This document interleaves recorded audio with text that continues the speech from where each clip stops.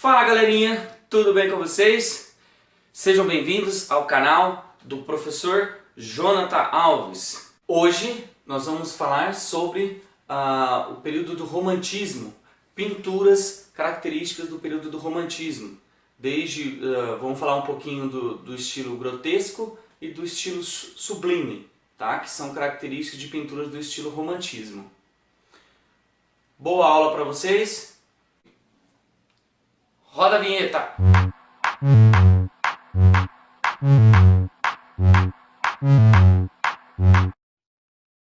Olá alunos, tudo bem com vocês? Sejam bem-vindos a mais uma videoaula aqui do canal do professor Jonathan Alves, a quem está aqui falando com vocês.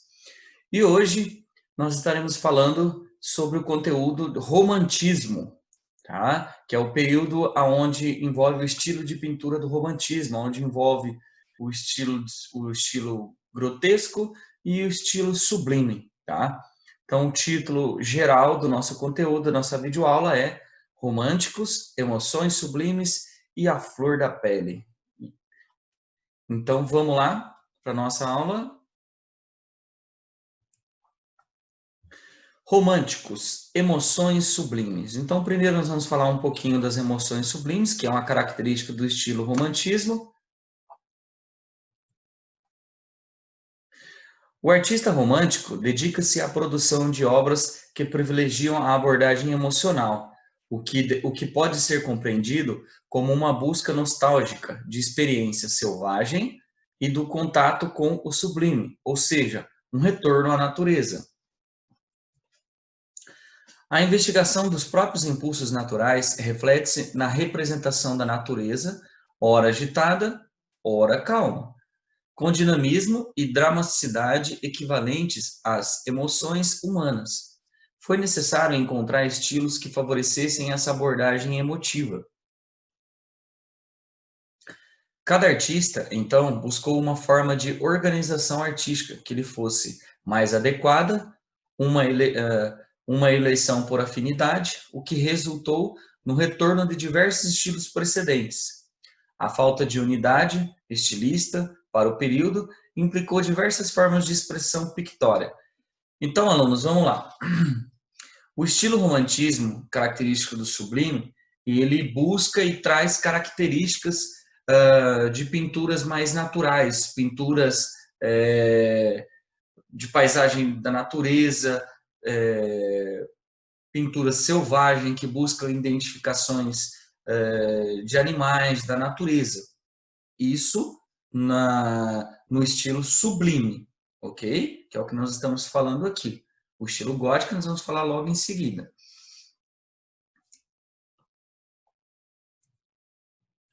Pintura selvagem. Agora nós vamos conhecer as pinturas com essas características do estilo selvagem, que é característico da natureza, mantendo as suas características do romantismo, que é onde nós vamos observar na pintura alguns elementos. Aí está. Então, vamos observar aí e falar um pouquinho sobre essa imagem que nós estamos vendo aí. Você, aluno, identifica para o professor agora quais são os elementos que estão aí na imagem. Aonde que o artista estava quando ele representou essa imagem?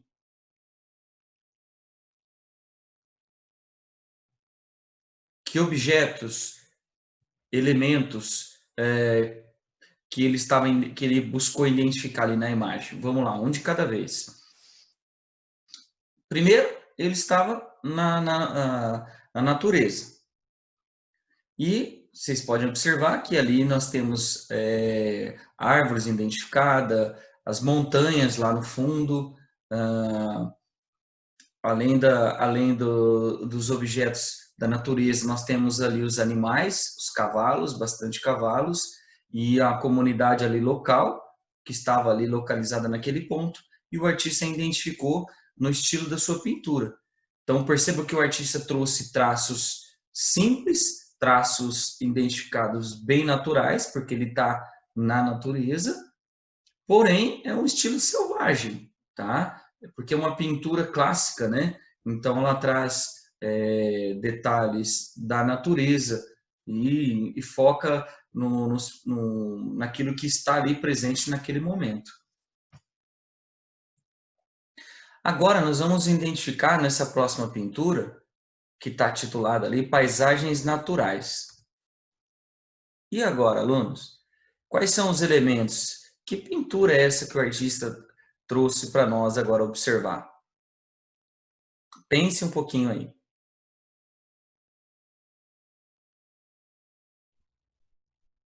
Vamos lá? Então, vamos começar identificando o que está pintado, o que o artista fez aí nessa imagem, nessa pintura, nessa tela.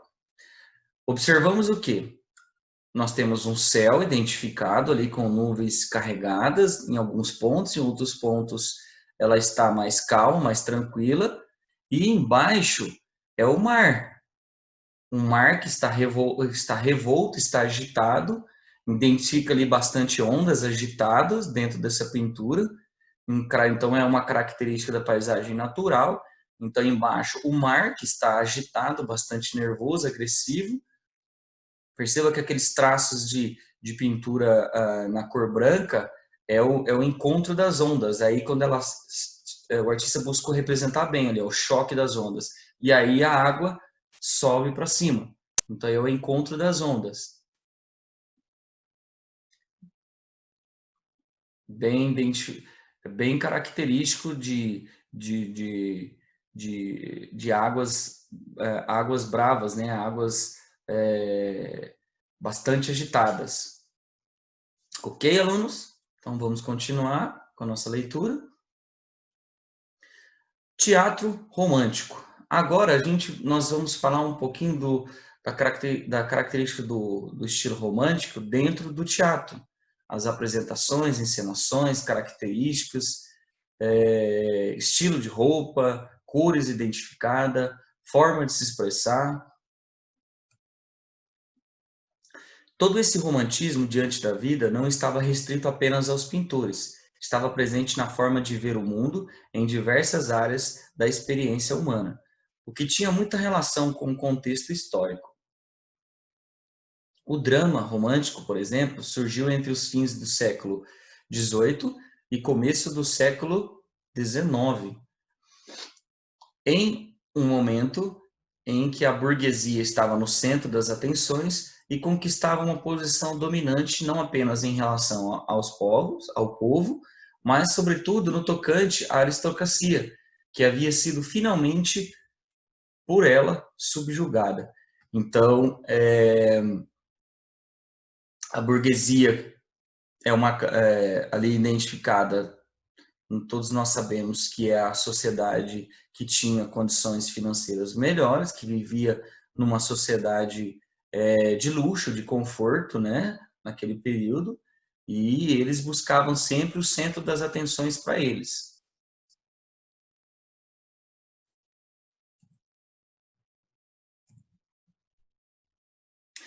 O teatro romântico refletia, em muitos aspectos, os gostos estéticos dos burgueses. Nessa época, apesar de as camadas populares desejarem ver em cenas apenas ação, o teatro romântico, de certa forma, contrariou essa aspiração, buscando inspiração no passado e trazendo de volta aspectos do humanismo, uma vez que isso agradava a classe burguesia. Então vamos lá, ó. A burguesia estava batendo em cima do teatro nesse século, naquela época, né? E eles estavam enfatizando, cobrando ali dos artistas, dos produtores, que eles buscassem referências neles ali, na classe social, né? Onde eles que representasse eles, né? O público de condições financeiras melhores. Mas o romantismo ele não é só a vida burguesia, só a vida boa. O romantismo ele buscava características de inspiração do passado, tá? No passado ele trazia também aspectos e referência do humanismo, uma vez que isso também, de certa forma, agradava, né, a burguesia, né?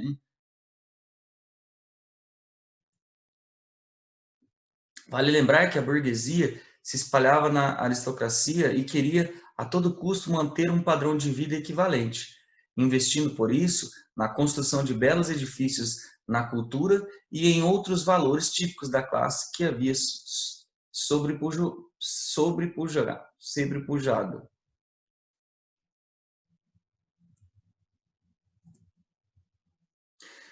Agora, alunos, vemos agora nessa imagem, ó, um espetáculo do teatro do romantismo acontecendo. Então, vamos identificar aqui nessa imagem expressões características, né? O estilo de vida, o uso, né, de bastante cores. O teatro trazia essa diversidade de cores, né? Buscava representar essa característica de buscava essa característica de entornos clássicos, de representações de movimentos culturais, né, que trouxesse uma atenção específica, né, lutas, ali como vocês estão observando, porque dentro de uma apresentação ali do teatro, está acontecendo várias situações ao mesmo tempo. Então, do lado esquerdo ali, você tem soldados guerreando, você tem ali do outro lado um rapaz pedindo ajuda para uma moça que está ali no colo dele, sendo situado, e do outro lado ali do lado direito, uma tropa invadindo o local para guerrear, para lutar, que era um estilo clássico, né, daquela época, né, que existiam muitas guerras, né, por domínios de territórios, brigas e disputas por domínios, né, dos povos, por domínio do controle da sociedade até então, né? E não posso deixar de destacar aqui também, se vocês observar a imagem de fundo, ela está situando ali a parte da arquitetura, o estilo romantismo, que é bem identificado ali, que são característicos em formas, em detalhes e cores bastante expressivas.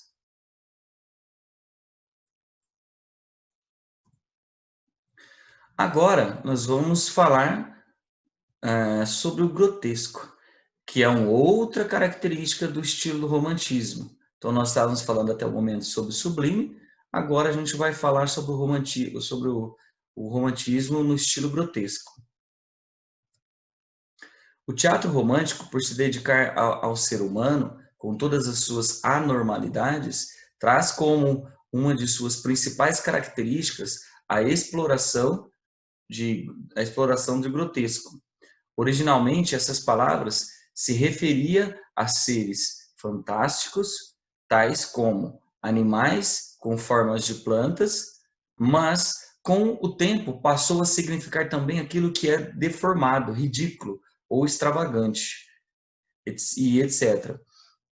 Contrapunha-se aquilo que no romantismo era chamado de sublime. Então, o sublime era coisas suaves, características mais naturais, uma imagem mais calma. O grotesco, ele já trazia um estilo vamos dizer assim, um estilo mais pesado, né? Um estilo que trazia deformidade, o ridículo, né? A exposição extravagante, algo que não era tão interessante de se observar e de acompanhar. O grotesco ele traz algumas características bem pesadas. Vocês vão ver ali mais para frente uma imagem de pinturas do estilo grotesco que assim chama bastante atenção. Por exemplo, ao relacionamento com a natureza, com sinônimo de serenidade e harmonia, muitas vezes intocada pelo ser humano, o grotesco contrapunha o feio, a busca por aquilo que não havia sido corrompido pelo avanço tecnológico. E o progresso social grotesco apresentava a deformação, a procura do ser humano por um estado mais elevado de espírito. O grotesco ele opunha a depressão e os estados conturbados, sabe? O grotesco, ele tem essas características de mostrar o lado ruim, o lado deformado, o lado totalmente contrário, né? Do natural, do bonito. É o lado feio da história, né? Definição do título grotesco. Olha lá, para vocês entenderem um pouquinho melhor. São a definição do estilo grotesco.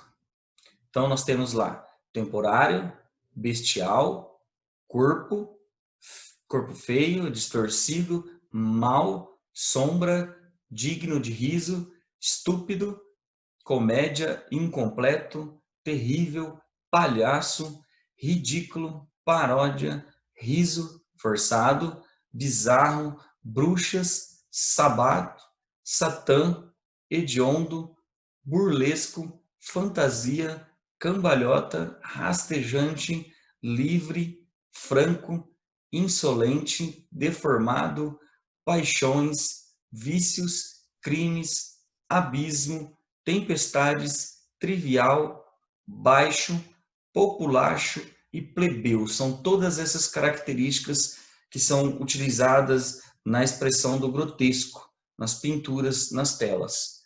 Totalmente fora do estilo do sublime, né? Que ele é totalmente o oposto do sublime, de tudo isso que nós acabamos de acompanhar na leitura. E agora nós vamos conhecer a pintura no estilo grotesco. E aí vocês vão se assustar um pouquinho, tá, pessoal?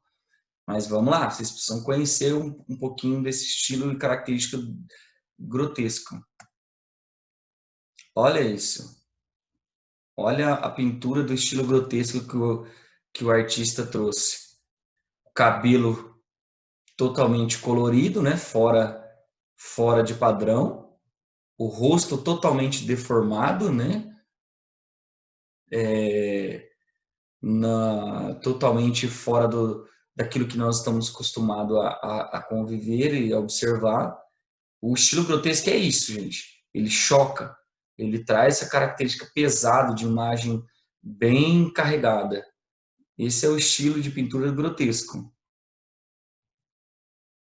E agora eu vou trazer para vocês um comparativo das pinturas do grotesco e do sublime, para vocês comparar as duas imagens lado a lado.